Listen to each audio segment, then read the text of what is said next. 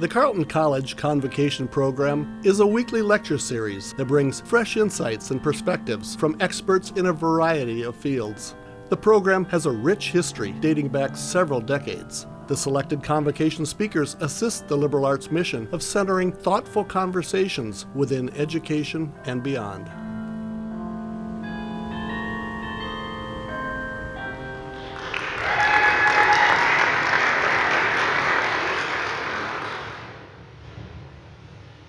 Good morning. Thank you all for coming today, especially being so cold. My name is Hala Shabaita, and I'm an international student from Palestine. I'm a political science and international relations major from the class of 2024. It is my honor to introduce our speaker for this week's convocation, our very own Lis Frost from the Carleton College class of 1999. A passionate and dedicated lawyer based in Washington, D.C., Liz has dedicated her career to the areas of constitutional and election law with a profound focus on protecting and defending voting rights. In the pivotal 2020 election cycle, Liz worked tirelessly to safeguard the voting rights of millions of Americans amidst the challenges posed by the pandemic. She managed a coordinated defense against unprecedented attacks on democracy, where baseless claims sought to cast doubt on the outcomes of the presidential election.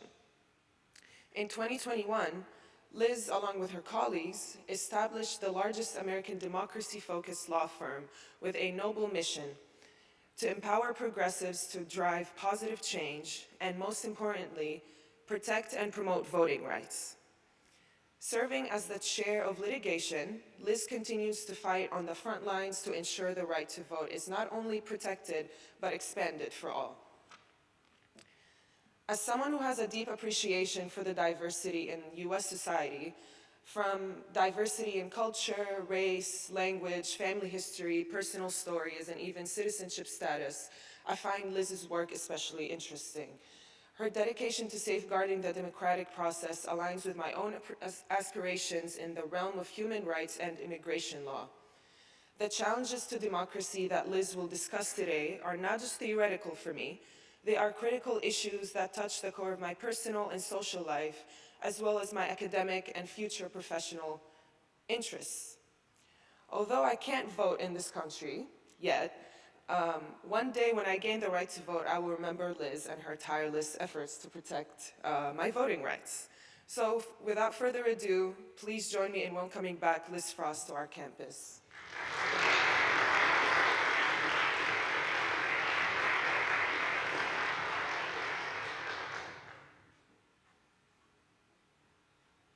Hi, everyone. It's really wonderful to be back, and thank you so much, Hala, for that wonderful introduction. It was really touching. It meant a lot to me. I am having, I think, probably a somewhat out-of-body experience, which I imagine is true of a lot of alums that come back.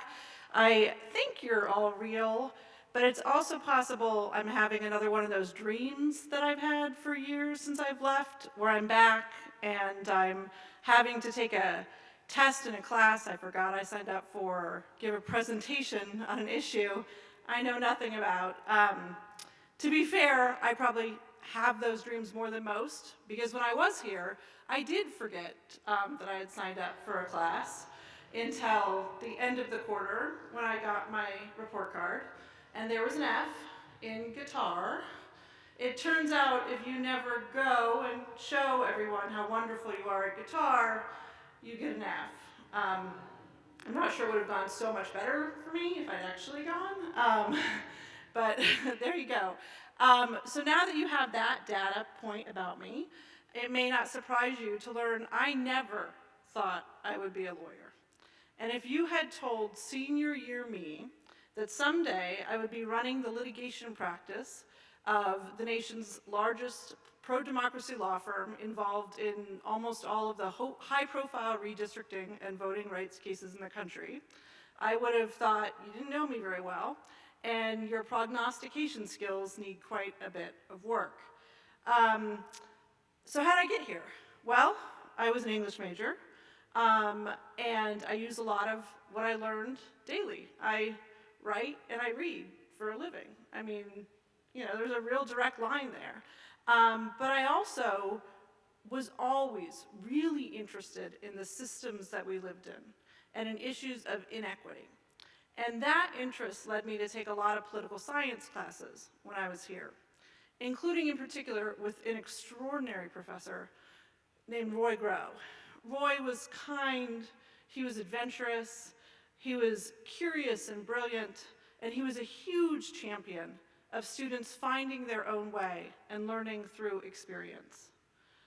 I went on the China program with Roy, and I remember exactly where we were standing in Beijing when he gave me a piece of advice that I later learned he gave to so many students. And it was, promise me, when you graduate, you will spend at least a few years taking risks, trying to find out who you are, what you want to do. If your first job is your last job, or even an obvious stepping stone to that last job, it probably won't be your right job. This was incredibly welcome advice to me, obviously. Yours truly with the Scarlet F and guitar, and I had no idea what I wanted to do. And so when I graduated, I spent some time wandering in the Career Center a couple weeks before and found out that I could get a work visa in Ireland. And I thought, Ireland, that sounds cool. So I moved to Ireland, I worked in a hostel, I worked in an art school, and when I came back, my uncle, who was a criminal attorney with a solo practice, who had just landed, sometimes private attorneys take on public defense work through what's called the CJA system. And he'd just been assigned a juvenile murder case, a very high-profile juvenile murder case. And I don't know if he really needed the help, but he said, you know, you don't know what you're going to do. Why don't you spend the summer helping me out? And I said, sure, thinking it would just be another temporary experience. But the work really spoke to me. And learning about the criminal justice system, it really spoke to me. And when that summer was over, I continued to work in criminal law. I actually ended up getting my private investigator's license, and I had my own little PI business. I was a criminal defense investigator for several years. And the last job I had before I went to law school was in the juvenile investigations unit of a public defender agency in my hometown of Seattle. And that drove me to law school, and you're probably thinking, oh, so you're gonna be a criminal lawyer. No, I didn't think I was gonna be a criminal lawyer. Even at that point, I thought, what I really want, working with the juveniles in Seattle really drove home. I mean, you know it, but you don't know it until you see it. The just systemic inequities in the system and the way that we were failing these children over and over and over again. And what I really wanted was a really good civics education. I thought, I will go to law school, I will understand how our government works, I will understand how our legal system works, and I will find a place, I thought probably in policy work, where I can make a difference. And then two things happened. The first is I really loved law school. I'm almost embarrassed to say it because it's such an unpopular opinion. I would give it 10 out of 10, like no question. And so I think what I really liked again is it was sort of like English classes, right? The close reading, the taking opinions apart, the putting them back together to try and build something new. The other thing that happened is I got lucky enough to get an internship with my House of Representatives, my home state. And I worked for the Nonpartisan Legal Council. And my law school actually is on the quarter system like Carleton, and Washington State's short session ran like exactly neatly in that quarter system. So I got to be there from opening gavel to sine die. I did not sleep for a minute, and I loved every second of it. And one of the things I got to do was help legislators write laws. And one of the things that really surprised me was how many of those laws came from phone calls from constituents and how much more interaction there was going on between these local politicians and the people who they served. And it just became so obvious to me that voting is the gateway right. Without it, all other rights are illusory. Now, I obviously didn't say this first. The Supreme Court said this in the late 1800s. The right to vote is fundamental. It's actually not explicit in our Constitution, but it's fundamental because it's preservative of all rights. So I came out of that internship and I said, you know what? I'm going to be an elections lawyer. I'm going to work in voting law.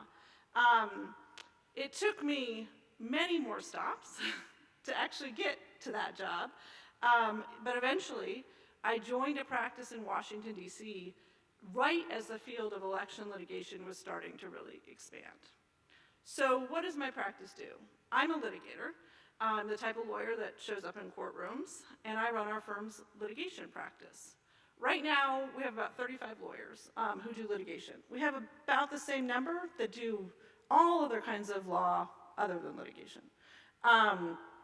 Most of our litigation is related to voting rights and redistricting work.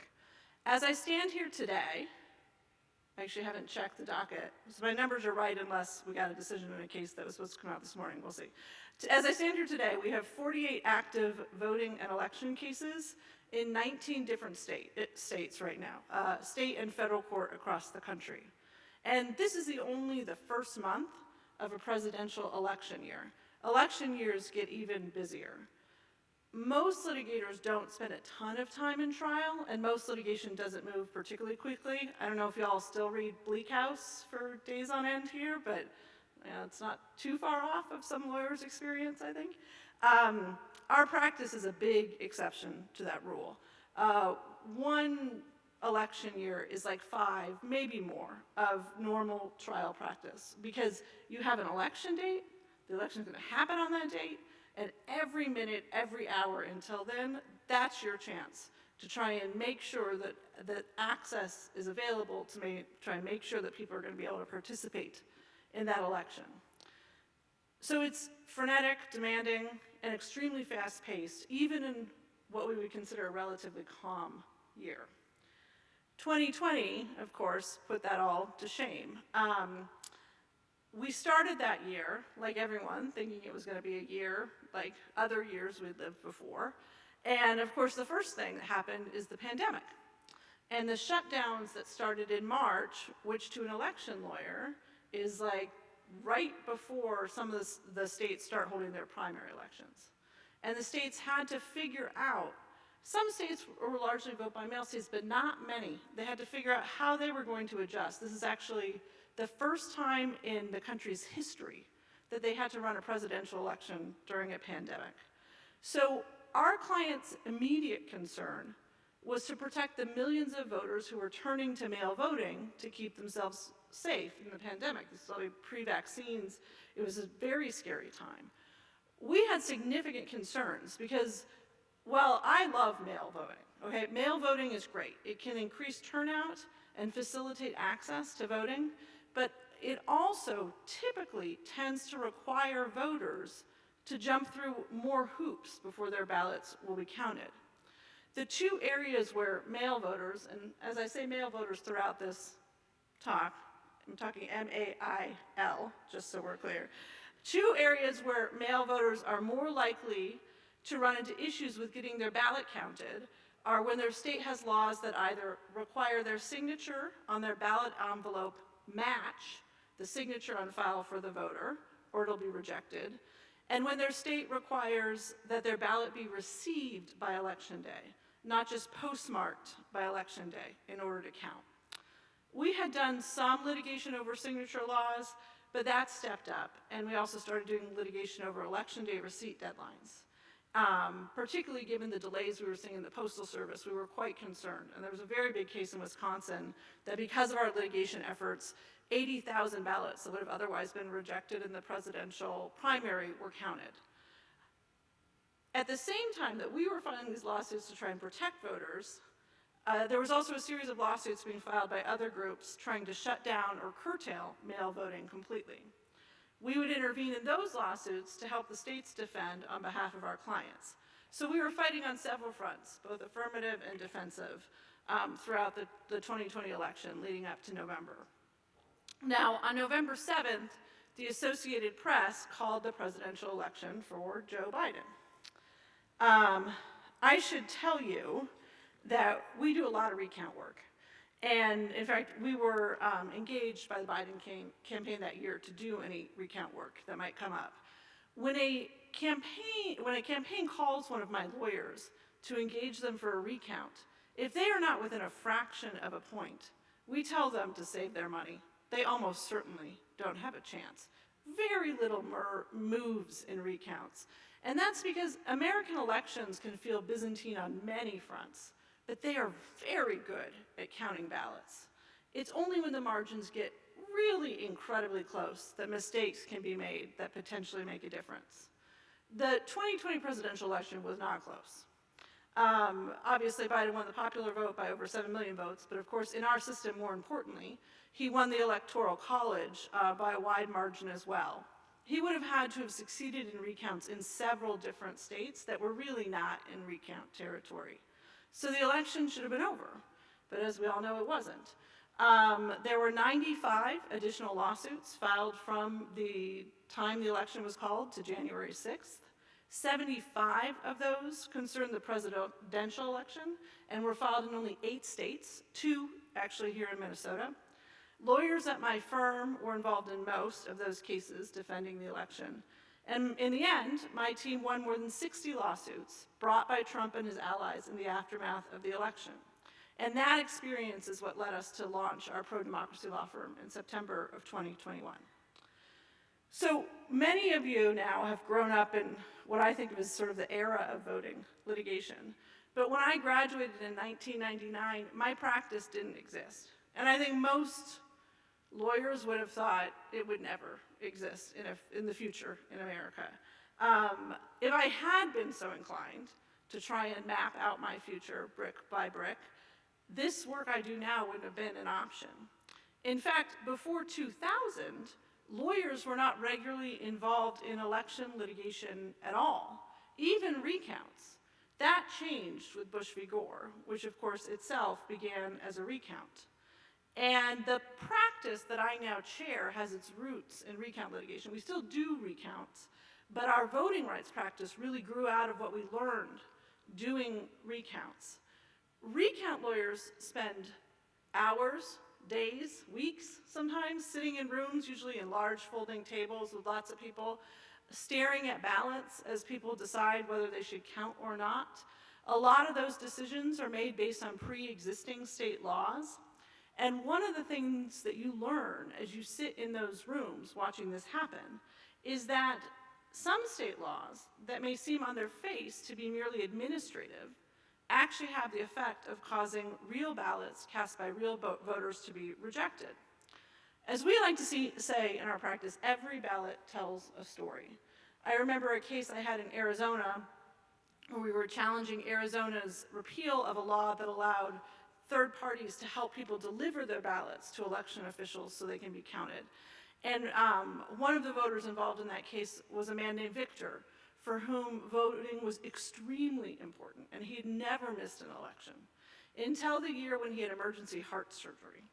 And I am not kidding you, when he is getting ready to be wheeled into the operation room, he is filling out his absentee ballot, he hands it to a nurse, she promises him she will take it, and then she realizes she can't, because it is now a crime for her to deliver his ballot. Now, the rejection of that ballot tells a story as well about the accessibility of a state's elections. This is a lesson that we've learned all over the country, including here in Minnesota. Lawyers in my firm represented former Democratic Senator Al Franken in the Franken-Coleman recounts in 2008. That initial count had Franken down by 215, which under Minnesota law triggered a mandatory recount. In the course of the recount, it was discovered that over 900 absentee ballots had been wrongfully rejected. And once those were counted, Franken won by 225 votes, 0.01% of the vote. Now, the events that I just described took 8 months to play out. It was the longest recount in American history. There's a book about it that's quite good. It's called This Is Not Florida. And one of the premises of that is that the Minnesota courts were extremely careful and thoughtful through the whole process. The out-of-state lawyers that worked on that case actually ended up paying income taxes in Minnesota that year because it took them so long to litigate that case. Now, one of the things that came up involved the ballots of many Carleton students that were rejected for address issues. So these students were sending in their ballots, and on their ballot envelope, they would write 1 North College Street as their return address. And those ballots were getting rejected because they didn't have the street address and room of their dorm number. Now, I don't know about you guys. I lived in First Burton. We called it the highway when I was here. I don't know if people still call it that. But I had no idea what the address was to Burton. So I'm sure my ballot would have been among those rejected. This is not an anomaly. This is an example of a type of election administration law that can have serious ramifications for counting ballots. And not just for counting ballots, but actually for voter participation in the first place. Political scientists will tell you, with each new complexity that a law imposes on voter registration or voting, no matter how small it may seem, some voters will be excluded from the process as a result. And it is more likely to be voters with less resources, like young voters, and voters from communities that bear the burdens of systemic discrimination, which manifests itself in all kinds of ways that make it harder to overcome additional hurdles to voting successfully. A lot of my firm's voting rights litigation is centered around challenging laws like this. So what are these laws and how do they make it harder to vote? I mentioned signature matching a little bit ago because it's actually one of the most common reasons that people have their ballots rejected. Now, not all states have mail voting, but those that do, many, not all, have a signature matching regime of some sort. They vary in different ways, but usually the bottom line is when your ballot comes in, you sign some kind of a certification on the outer envelope, and an election official will compare it to one or more sample signatures they have for you on file. Now, if you had taken Roy Grove's political science courses, one of the things you would have heard from him was the importance of trying to understand the assumptions that underlie a person's position on an issue, rather than focusing exclusively on the argument you hear coming out of their mouth. Roy stressed that if you took the time to figure out a person's driving assumptions, you will better understand their positions and be better equipped to counter them or even persuade them. So when people justify signature matching laws, they usually say it is necessary or useful for security. That is the assumption that they will tell you that justifies the law. This has some intuitive appeal, right? I mean, for sure it does. But sometimes intuition is wrong. And when we dig deeper here, this assumption falls apart. Experts will tell you signature verification is incredibly difficult to do with any kind of accuracy, even under the best conditions. Experts in this field train for years. They do all kinds of testing, and even then they need a lot of recent signature examples. Sometimes they say 20 or 30 that they know were done by the person, that they were done under similar conditions, and that were done recently. They need a lot of time to compare, sometimes hours for one signature.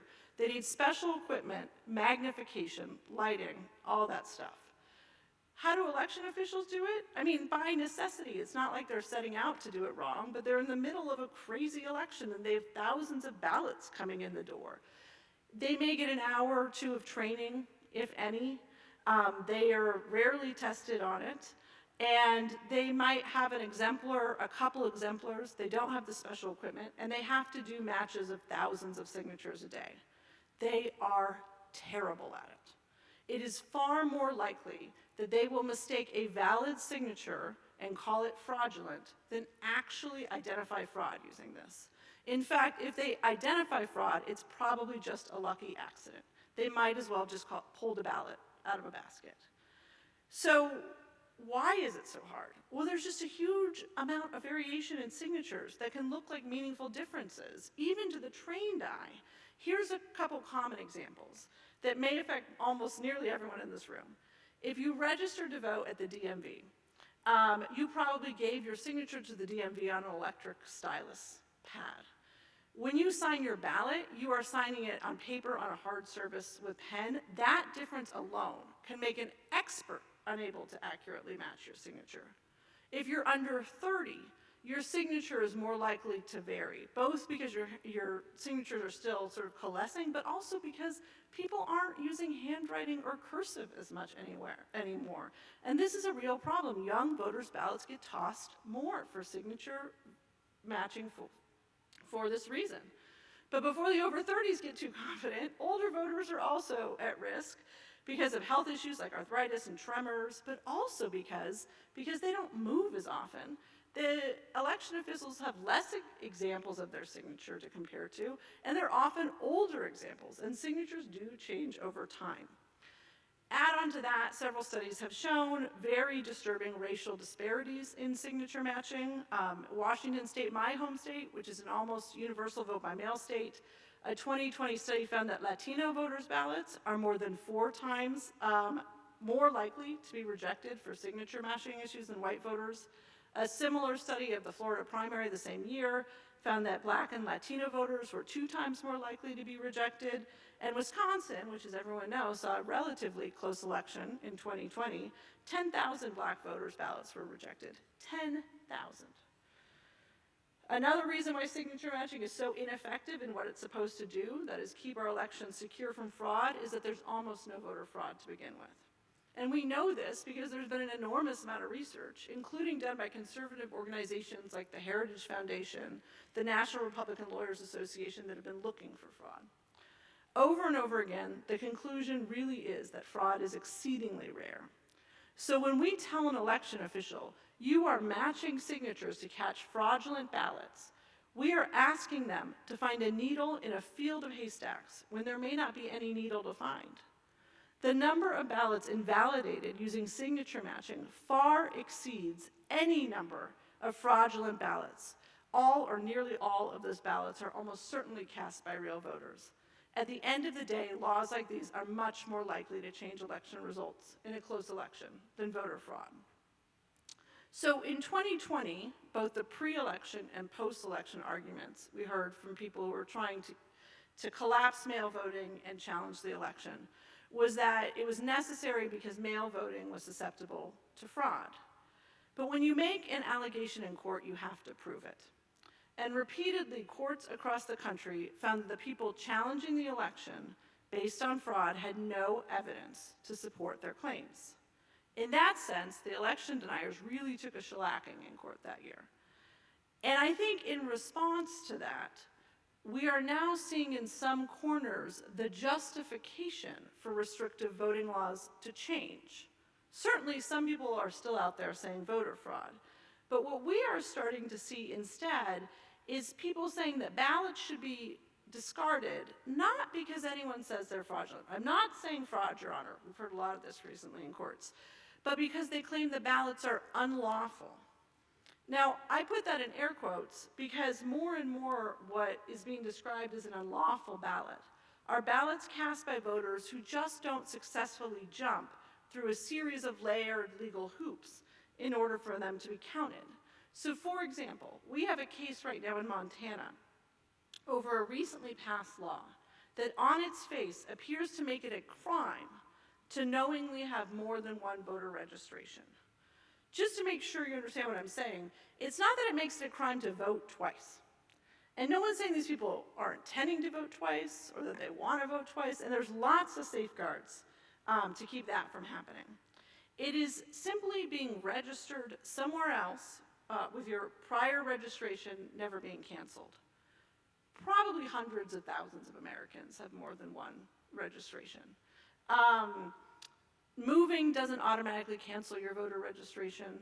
It's not even clear in a lot of places how you would cancel your voter registration. There's actually a whole bunch of complex federal laws that keep states from canceling your voter registration in certain scenarios. So it's like a very sort of labyrinth thing that people don't go through.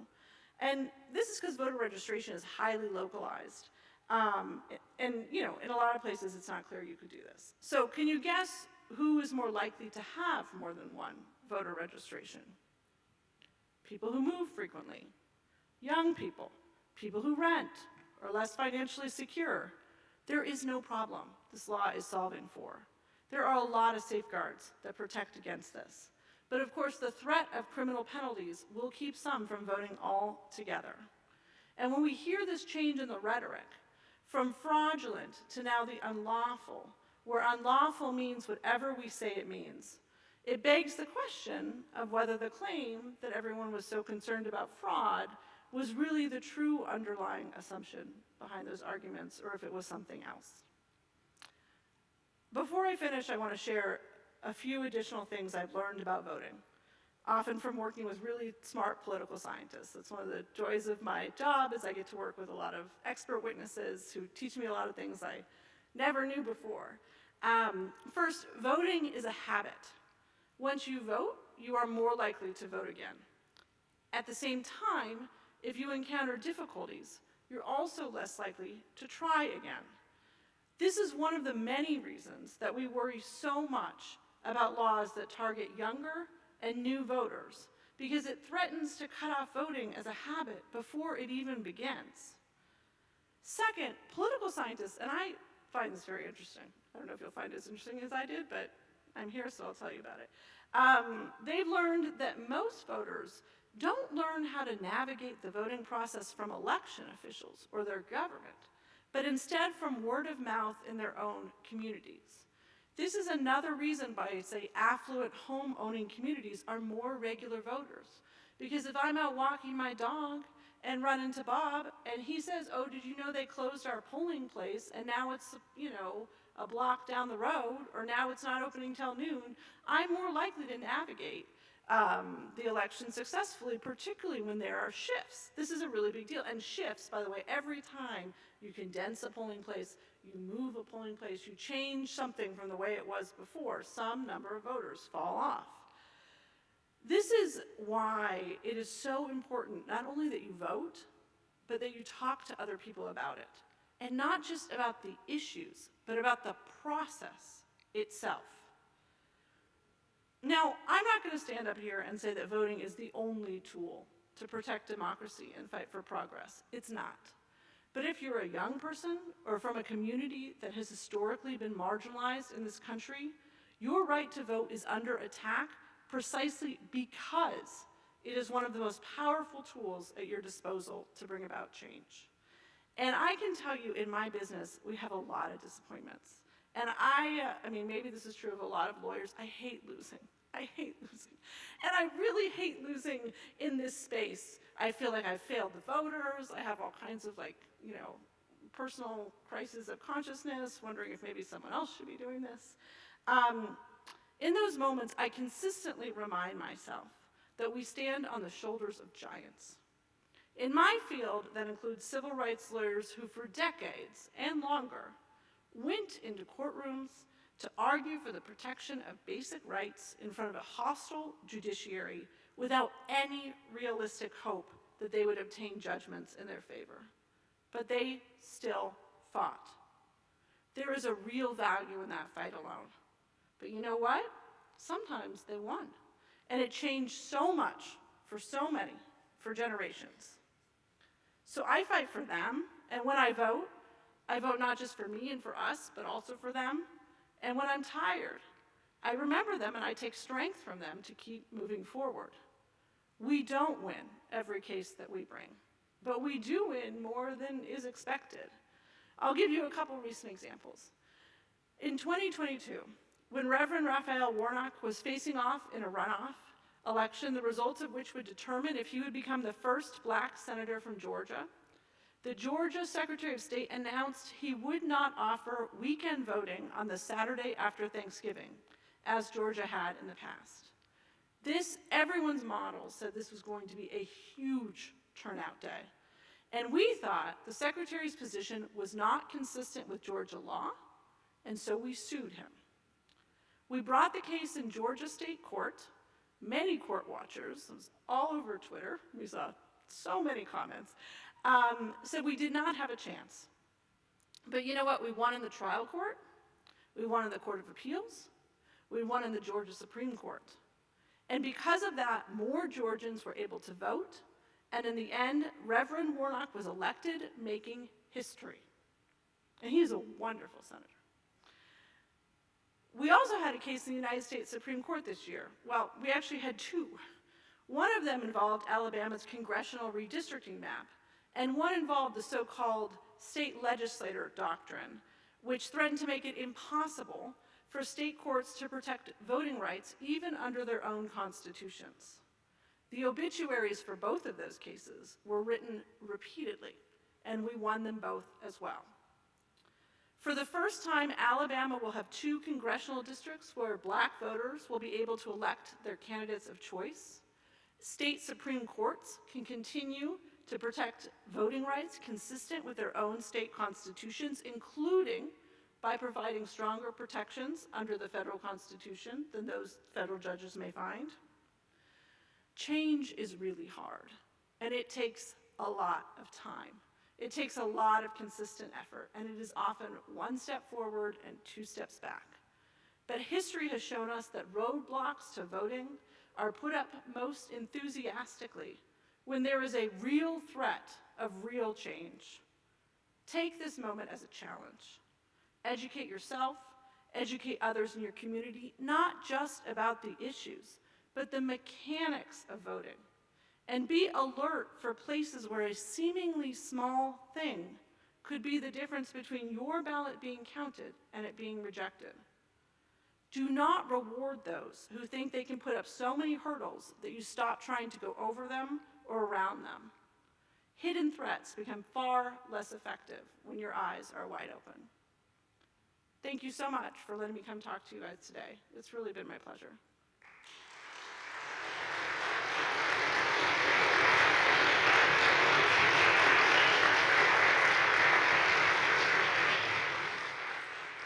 Thank you very, very much, Liz. That was excellent. And we're going to get to question and answer in just a second, so get those hands ready, get those questions ready. Just an announcement or two. Next week, we will have Jaron Herman. The title of that convocation will be Embrace on Kinship. Jaron Herman is a dancer and writer who is compelled to create images of freedom. His process is supported by personal histories and social legacies of disability aesthetics that undermine notions of production in favor of welcoming. That, too, will be very interesting. We welcome you to please attend. Convo Lunch. Today, we still have a few seats at the table. If you are interested in joining us for Convo Lunch, there might just be balsamic seared chicken, there might just be quinoa loaf, and there might just be key lime bars. Just saying. Please ask me afterwards if you're interested in joining us. That's enough out of me. Let's hear from you. Questions and answers. Who would like to kick us off?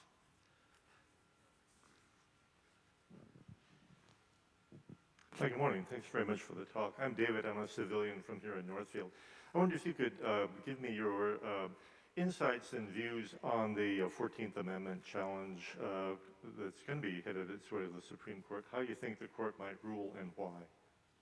Yeah, so we're actually not involved in the 14th Amendment stuff. I will say that it is a space in which litigation's always uncertain. I hazard to make any kind of guess in this space, right? Because we're talking about a part of the Constitution that hasn't been interpreted.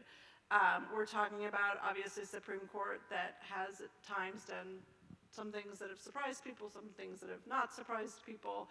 The DC Circuit looks like is going to have some shot at this first, and I think it probably will turn to some degree on what they do.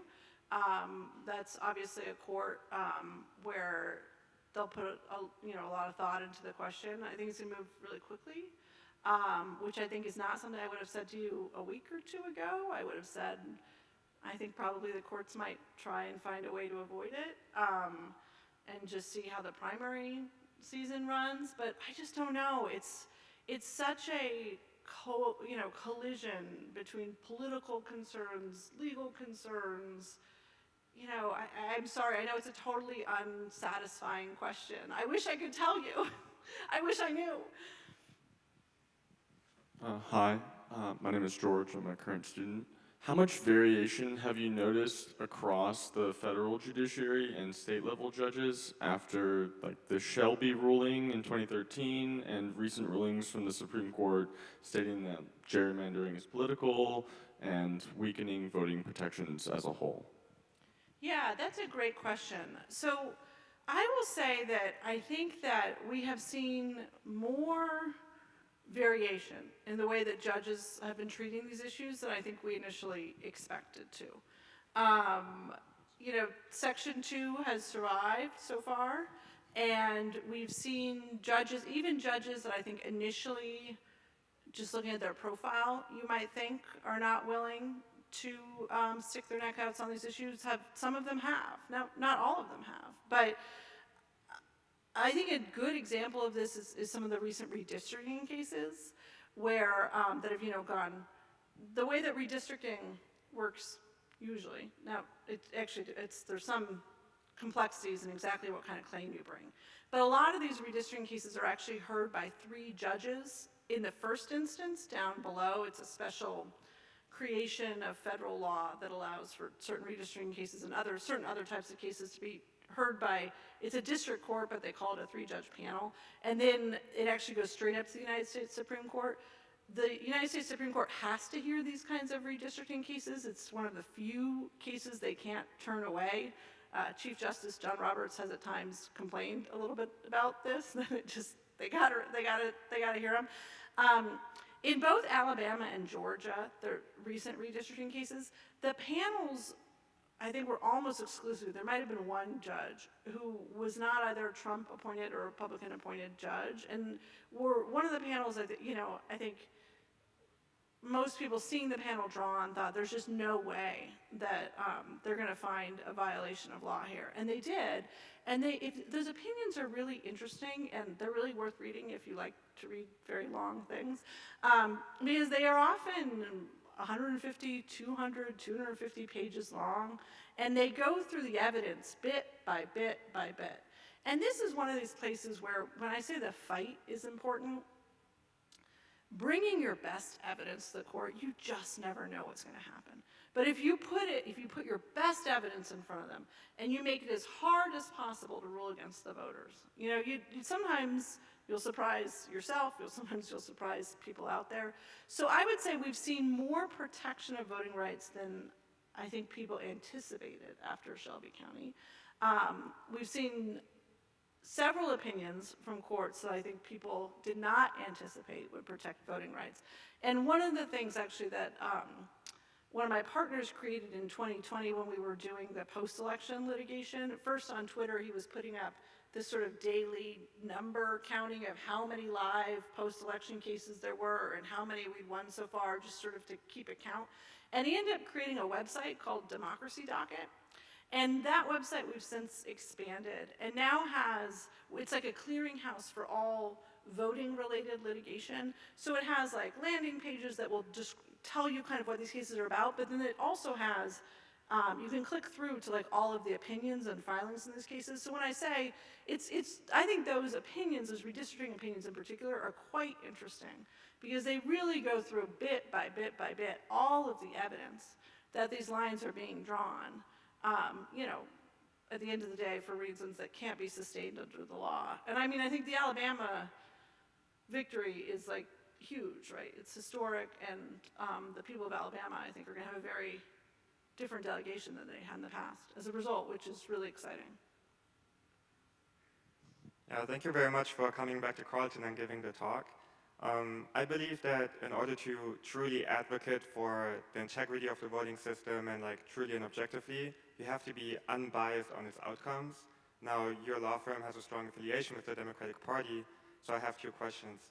One, does your law firm or any of its partners give or receive financial gifts from the Democratic Party? And 2, do you think that that has an impact on like conflicts of interest on the positions you take in court or what you advocate for? Yeah, so the conflicts of interest thing is the key thing. When you work in election law, you really work on one side or the other. Because the issues and the candidates and the way it all works, so we are a Democratic law firm. We represent a ton of Democratic election office holders. We represent a lot of Democratic campaign committees, and they are all pointed in the same direction. Now, we represent some independents too. We represent progressive groups that are C3s and C4s, right, that are not partisan organizations. And we have a 3-pillar mission, right? And basically, in order to be a client of ours, and we turned away clients, we left most corporations behind when we started our law firm. You have to either help Democrats get elected, you have to help progressives make change, or you have to help people vote. You have to do one of the 3. You don't do all 3, you don't do all 2. And lawyers are bound by very strict ethical rules. I mean, very strict. So within our law firm, right, when we are advocating, say, for a C3 or C4 in litigation, we are advocating for them. We're not advocating for the political party. And so I think those kinds of concerns, really are something that we take very seriously and is reflected in our internal structure and in the way that we do our work. So yes, thank you again, and this wasn't meant to follow so directly on that question, but it does, which is, I too am curious about the partisan piece, and I ask as a longtime member of the League of Women Voters and an occasional officer there, which is an organization that holds firmly to its nonpartisan status and believes that that's what gives it its legitimacy in making arguments for expanding the vote. And I just wonder if you could talk a little bit about what you think the benefits of your positioning as a partisan law firm might do for you, besides, the fact that maybe you have to. Yeah, so it's funny, we actually have represented the League of Women Voters in several cases. And, the League is like a lot of these C3s and these 4s, right? The C4s, they are aligned with voting rights, so that's the prong of the litigation that we work on for them. And like I said, we have, we're strict sort of internal controls. We're not litigating for the Democratic Party when we're representing the League of Women Voters. So a couple things. One of the things that is extremely important to me, and I think extremely important to my partners, is that corporations are not the only kinds of clients that get lawyers who are experts in what they're working on. And there's not a lot of experts in political law and election law. It's a very, very niche practice. And so I think for us to say, hey, we're either not going to work with C3s and C4s because we work with the Democrats, or we're not going to work with the Democrats or we work with C3s and C4s, is actually really sort of contrary to, I think, one of the founding assumptions and beliefs, right, of our firm, which is that for far too long, this kind of work has been done.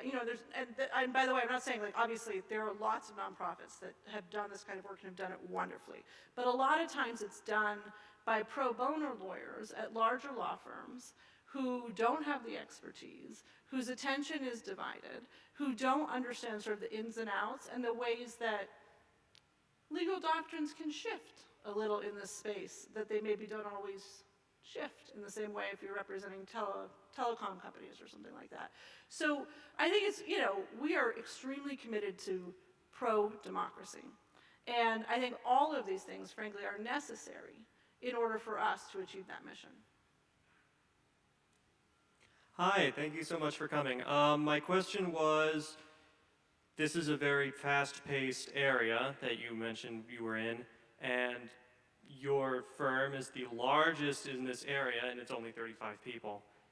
So you must, how do you choose your battles here? How do you decide where to invest your efforts? And with other firms, does their methodology sort of, is it similar to yours, or what's the whole deal with that?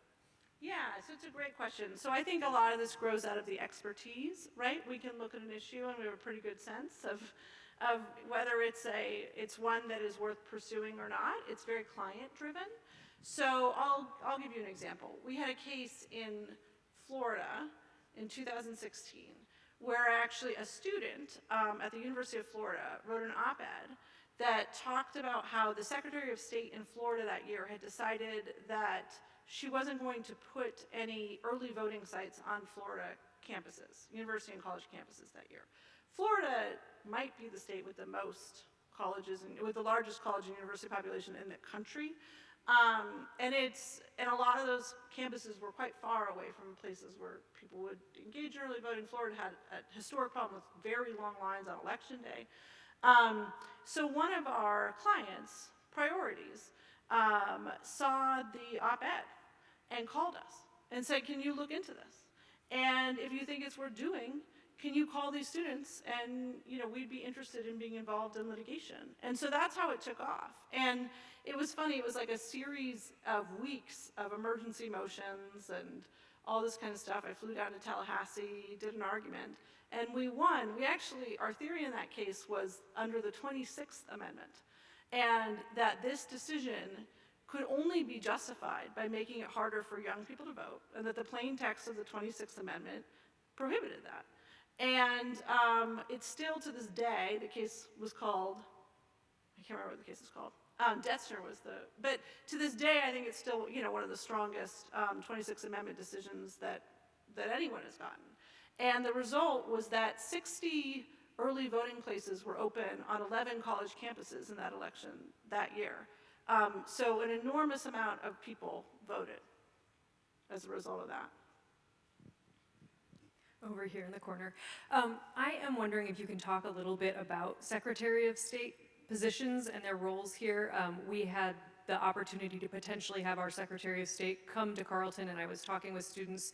Would people turn out for that? Would they be excited? And students, some of whom are in this room, were like, I don't know if people would be excited by that. And I'm just wondering what you wish we all knew about the role they play and whether or not you're in a voter-friendly state, and whether you think that that role is going to be escalating in importance. Yeah, I mean, I think yes to all of that. I mean, it really does go to this hidden threats, or maybe the threats that people don't think about so much when they're thinking about the ways in which their voting rights can be undermined, and a strong Secretary of State is really important in that regard.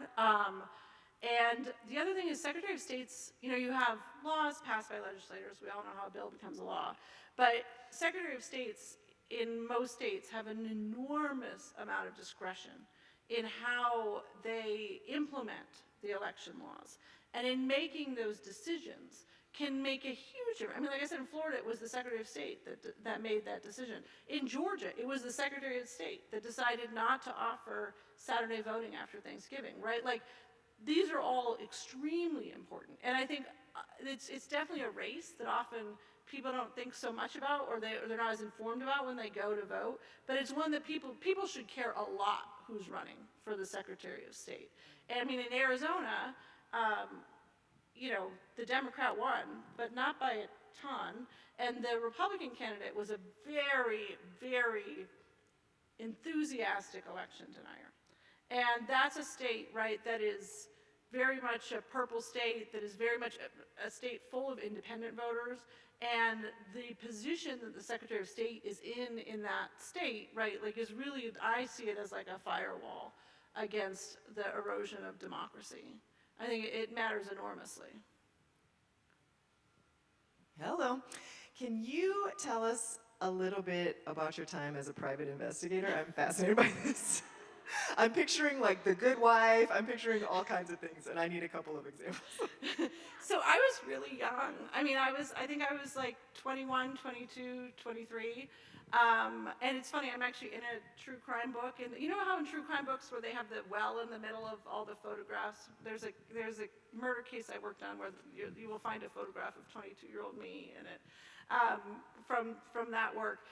So my uncle, I mean, this is one of these things where maybe sometimes people know you better than you know yourself, even if you resist for years saying you have no idea who I am. For years had been giving me books by Jerry Spence, this famous Wyoming lawyer. Like, he really saw me as the person he thought might go into his field, and I was so uninterested and would just put them on the shelf and never read them. Eventually I read them, but it took a while.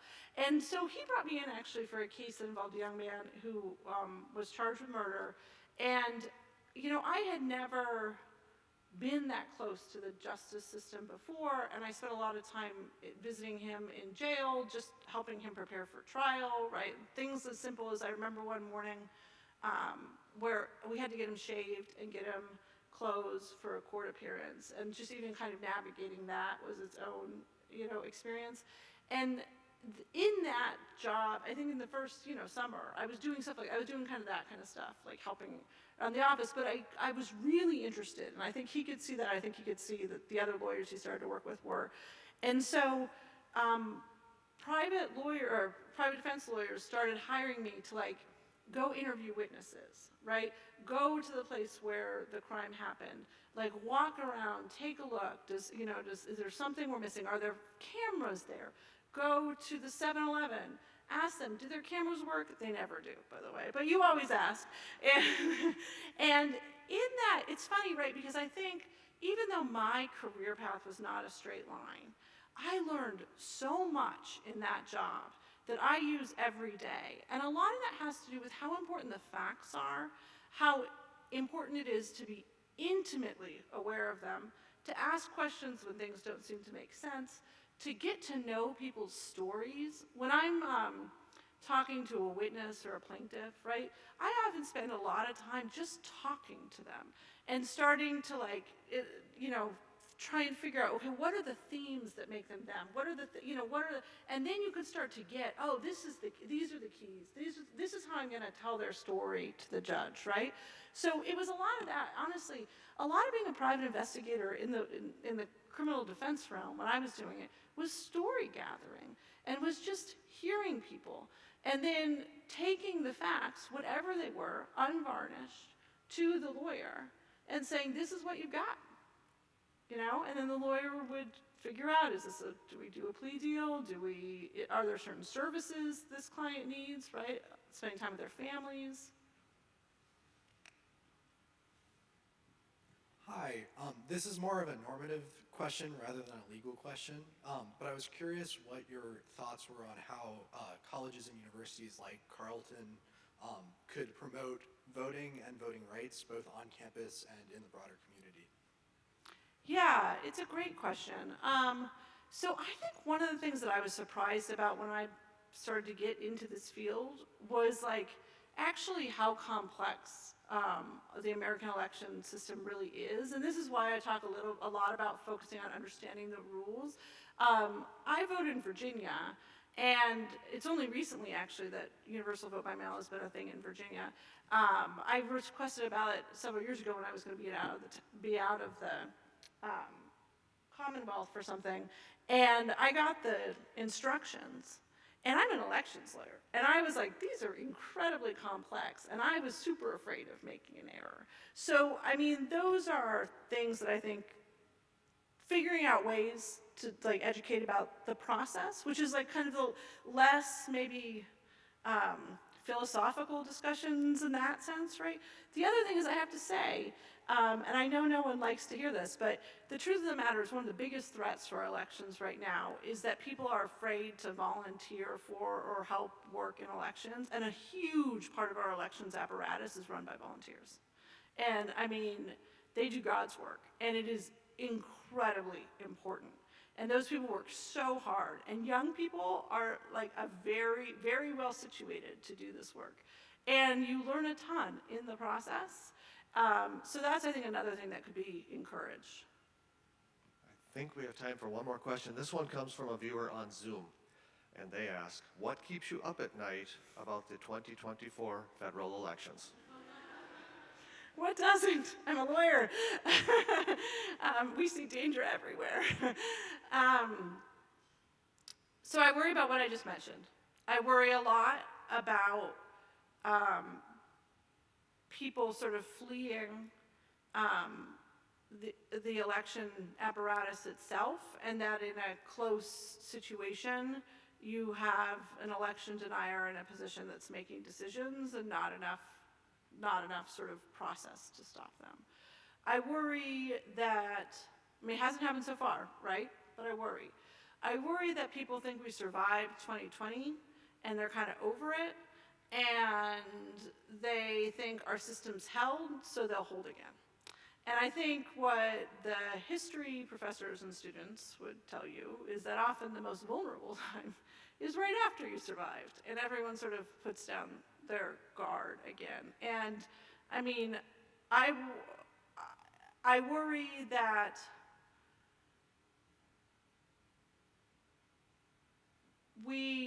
this democracy, this grand experiment of American democracy has survived for so long that we take it for granted, even given what we just went through, and that we don't understand that it's each of our responsibilities to maintain it. And that, as John Lewis says, democracy is not a state, it's an act. And all of us bear responsibility for that. Thank you very much. On that, we need to conclude Convocation. Thank you, Liz, for being here with us today.